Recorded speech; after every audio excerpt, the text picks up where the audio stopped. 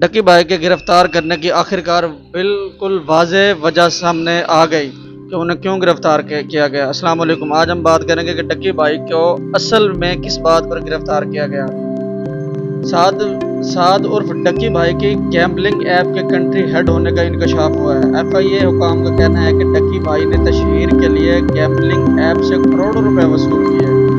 YouTuber جوئے کی 12 apps کی تشہیر میں بھی ملوث تھے۔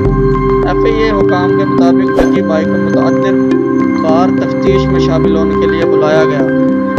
حکام کا یہ بھی کہنا ہے کہ ڈکی بھائی کو بار بار بلانے کی وجہ سے یہ پھر بھی عدالت میں پیش نہیں ہوئے، اس وجہ سے ان کا نام ایگزٹ کنٹرول لسٹ میں ڈال دیا گیا۔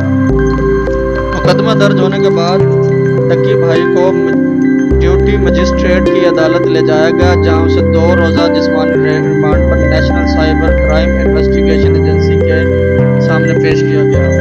اس کے ساتھ ایک اور وجہ بھی سامنے آئی ہے کہ انہوں نے غیر قانونی آن لائن جوا کھیلنے والی ایپس کے ذریعے منی لانڈرنگ بھی کی ہے۔ ڈکی بھائی نے یوٹیوب اور سماجی رابطوں کی ویب سائٹ پر بیٹنگ ایپس کو فروغ دیا۔ ڈکی بھائی پر عوام کو جوا بازی اور غیر قانونی سرمایہ کاری میں ملوث کرنے کا الزام بھی ہے۔ ڈکی بھائی سے آئی فون 16 پرو میکس بھی قبضے میں لیا گیا ہے اور مشکوک واٹس ایپ نمبر اور ڈیٹا بھی حاصل کر لیا۔ تفتیشی ٹیم میں اسسٹنٹ ڈائریکٹر اور سب انسپکٹر اور ہیڈ کانسٹیبل بھی شامل ہیں۔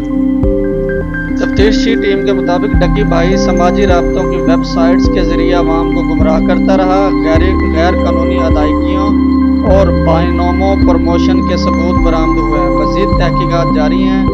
ڈکی بھائی کے اثاثوں کی چھان بین بھی جاری ہے اور اثاثوں کا ریکارڈ بھی نیشنل سائبر کرائم ایجنسی نے طلب کر لیا ہے۔ امید کرتا ہوں آپ کو یہ ویڈیو اچھی لگی ہوگی۔ ویڈیو کو لائک کریں اور چینل کو سبسکرائب کر دیں۔